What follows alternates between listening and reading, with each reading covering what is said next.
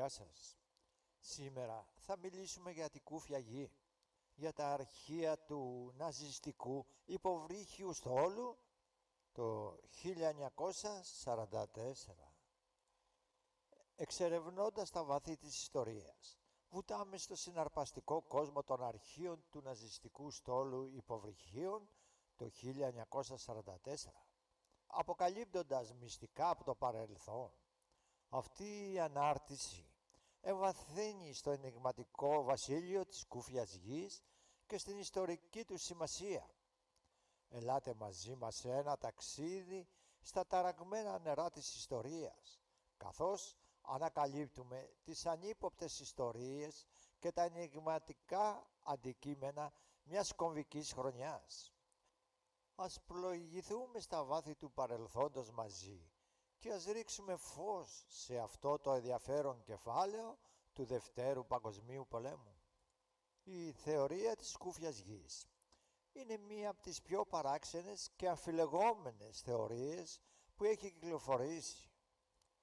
Σύμφωνα με αυτή, η Γη δεν είναι μια συμπαγή σφαίρα, αλλά έχει μεγάλες και κενές κοιλότητες στο εσωτερικό της, οι οποίες μπορούν να φιλοξενήσουν διάφορα μυστικά ή άγνωστα σε εμάς περιβάλλοντα και πολιτισμούς. Μία από τις πιο ενδιαφέρουσες πτυχές αυτής της θεωρίας αφορά τον ισχυρισμό ότι οι Ναζί είχαν εξερευνήσει ή ακόμα και βρει πρόσβαση σε αυτές τις κοιλότητες κατά τη διάρκεια του Δευτέρου Παγκοσμίου Πολέμου. Κούφια Γη. Χαρτογραφικά αρχεία του ναζιστικού υποβρύχιου στόλου το 1944.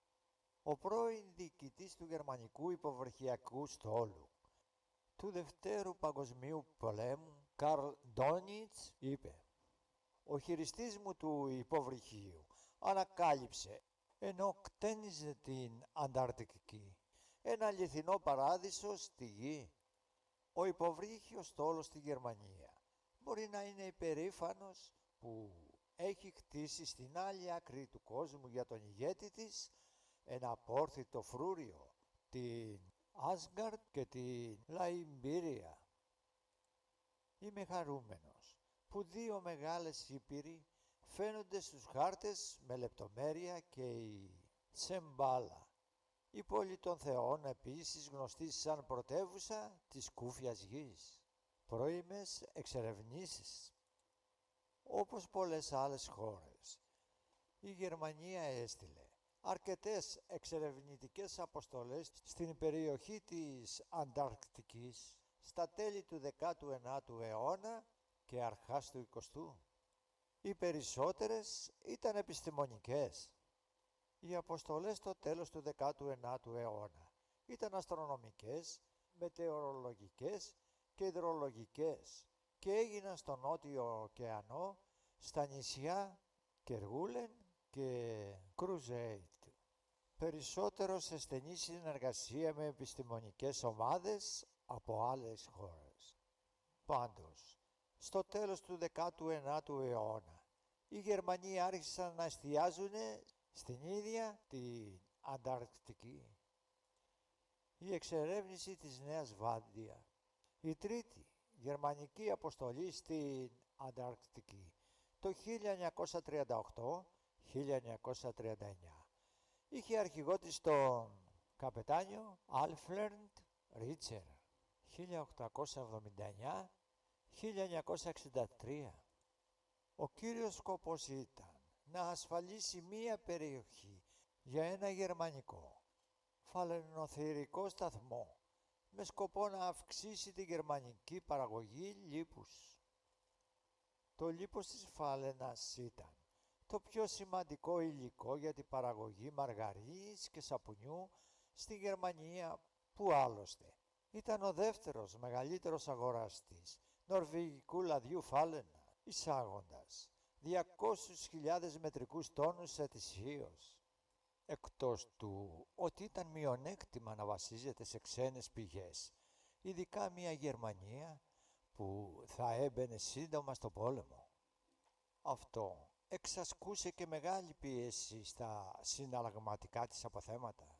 Στις 17 Δεκεμβρίου του 1938 η αποστολή Νέα Σουηδία έφυγε από το Αμβούργο επάνω στο Σουάντερλαντ, ένα φορτηγό ικανό να μεταφέρει και να απογειώνει αεροσκάφη. Η αποστολή είχε 33 μέλη συν 24 μέλη του πληρώματος του Σουάμπερλαντ. Τον Ιανουάριο του 1939 το πλοίο έφτασε σε μια περιοχή που ήδη είχε διεκδικήσει από το 1938 η Νορβηγία σαν Ντορονίμ Μοντλάντ και είχε αρχίσει να χαρτογραφεί την περιοχή. Τις επόμενες εβδομάδες 15 πτήσεις γίνηκαν από τα δύο αεροσκάφη Ντορμί Γουάλ, ονόματι Πασάς και Βορέας, πάνω από μια περιοχή αναφερόμενη ως 600.000 τετραγωνικών χιλιόμετρων, αν και κάποιοι άλλοι υπολόγισαν την περιοχή ότι είχε το μισό μέγεθος. Πάνω από 16.000 εναέριες φωτογραφίες ελήφθησαν και μερικές δημοσιεύθηκαν μετά τον πόλεμο από τον Ρίτσαρντ. Για να διεκδικήσουν την αξίωση της Γερμανίας στην περιοχή που ονόμασαν Νέα Σουηδία, 3 γερμανικές σημαίες τοποθετήθηκαν στα παράλια και ακόμα 13 τις ρίξανε από τα αεροπλάνα στην ενδοχώρα. Ήταν αλουμινένιοι δείκτες με σβάστικες που τις έριχναν κάθε 30 ή 40 χιλιόμετρα. Οι ομάδες επίσης περπάτησαν κατά μήκος της παραλίας σημειώνοντας και μαρκάροντας σημαντικά ορόσημα. Η αποστολή επίσης εκατέστησε μία προσωρινή βάση. Ο Ρίτσαρντ Χάινερντ Σιμάχερ ονόμασε την ελεύθερη από πάγο περιοχή Σουρμάχερ Όαση, που τώρα φιλοξενεί τους ερευνητικούς σταθμούς Μάιτρι και Νοβολαζαρεύσκια από το όνομά του, αφού την εντόπισε από τον αέρα γυρίζοντας στη Γερμανία το Φεβρουάριο του 1939.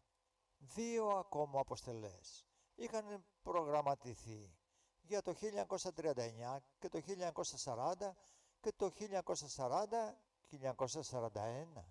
Αυτές αναμενόταν να ψάξουν για κατάλληλα ψαροτόπια, για φάλαινες και να επεκτείνουν τις διεκδικήσεις τους στην Ανταρκτική. Η δεύτερη αποστολή θα ερευνούσε τη δυνατότητα ναυτικών βάσεων, από τις οποίες η Γερμανία θα μπορούσε να ελέγχει τον Νότιο Ατλαντικό, τον Ινδικό ωκεανό και το πέρασμα του Ντρέι. Αμφότερες ακυρώθηκαν με το ξέσπασμα του Δευτέρου Παγκοσμίου Πολέμου. Το όνομα Νέα Σουηδία ακόμα χρησιμοποιείται στην περιοχή. Σε κάποιους χάρτες καθώς πολλά γερμανικά ονόματα δοθήκανε στα γεωγραφικά της χαρακτηριστικά. Η τωρινή γερμανική ερευνητική κατάσταση Νιουμάγερ σταθμός βρίσκεται στην περιοχή Νέα Σουηδία. Καμία χώρα δεν αναγνώρισε την απέτηση της Γερμανίας, η οποία κατέρευσε κάτω από τους όρους της άνευ όρων παραδοσή της στις συμμαχικές δυνάμεις που υπογράφτηκε στις 8 Μαΐου του 1945. Στην ναζιστική εποχή ασχολήθηκαν με τους θηβετανικούς θρύλους για το άνοιγμα στη Κύλη Γη. Υπάρχει θεωρία ότι ο Χίτλερ διέταξε μια εξερευνητική αποστολή για να βρει ένα τέτοιο άνοιγμα στην Ανταρκτική, βασισμένη σε ένα λόγο του ναύαρχου Ντόνιτς εμπρός από ένα γερμανικό υποβρύχιο το 1944. Όταν ισχυρίστηκε ο γερμανικός υποβρυχιακός στόλος είναι υπερήφανος που έχει κτίσει ένα αόρατο φρούριο για το Φίρερ οπουδήποτε στον κόσμο. Κατά τη διάρκεια των δικών της νηδευέργης, ο Ντόνιτς μίλησε για ένα αόρατο φρούριο στο μέσο των αιωνίων πάγων. Είναι πολλοί αυτοί που γράψανε, ειδικά στον 20ο αιώνα, για τη κούφια γη. Ο πρώτος που έδωσε την ιδέα του εσωτερικού ήλιου και την πατητάρισε, δίπλωμα ευρεσιτεχνίας, είπα, 1.096.102, ο Τζον Κλίβας Σίμς. Το μυστικό ημερολόγιο του Ναβάρκου Μπρέντ αφορά την περίφημη εξερευνητική αποστολή του Ναβάρκου Μπρέντ στην Αρκτική το 1947. Κοινωνία της κούφιας γης. Προσοχή, καπετάνιος, ο Βίχελμ Σούς, Στάνφορντ, μειόμικρον 65-57. Εκεί περιγράφει την πτήση του με τον Έλληνα πιλότο του. Από το άνοιγμα του Βόρειου Πόλου μέσα στη κύλη γη στις 19 Φεβρουαρίου του 1947 και τη συνάντησή του με τους κατοίκους και το μήνυμα που του δώσανε. Μέχρι πριν μερικά χρόνια υπήρχε στο Πολεμικό Μουσείο στην Αθήνα το φιλμ που είχε τραβήξει ο πιλότος. Όμως τώρα έχει κάνει φτερά. Ο Ναύαρχος συνεχίζει στο ημερολόγιό του τις 11 Μαρτίου του 1947. Μόλις παρακολούθησα μία συνάντηση του επιτελείου στο Πεντάγωνο. Κατέθεσα την ανακάλυψή μου και το μήνυμα που μου δόθηκε ότι εάν δεν σταματήσουμε τις ατομικές βόμβες θα καταστραφούμε. Καταστράφηκαν όλα. Έμεινα υποκράτηση για αρκετές ώρες και ανακρίθηκα έντονα από τις κορυφαίες δυνάμεις ασφαλείας και μία ιατρική μονάδα. Ήταν βασανιστήριο. Με βάλανε κάτω από αυστηρό έλεγχο, κάτω από τις διατάξεις για την εθνική ασφάλεια των ΗΠΑ. Διατάχθηκα να παραμείνω σιωπηλός σε ό,τι αφορά όλα όσα έμαθα, για το καλό της ανθρωπότητας. Απίστευτο. Μου υπενθύμησαν ότι είμαι στρατιωτικός και πρέπει να υπακούω στις διαταγές. 30 Ιανουαρίου του 1956. Τελική εγγραφή. Τα τελευταία λίγα χρόνια από το 1947 δεν ήμουν ευγενικός. Τώρα κάνω και την τελευταία εγγραφή σε αυτό το ημερολόγιο. Τελειώνοντας, πρέπει να δηλώσω ότι κράτησα πιστά αυτό το θέμα μυστικό, όπως διατάχθηκα όλα αυτά τα χρόνια. Ήταν απολύτως εναντίον των ηθικών μου αξιών.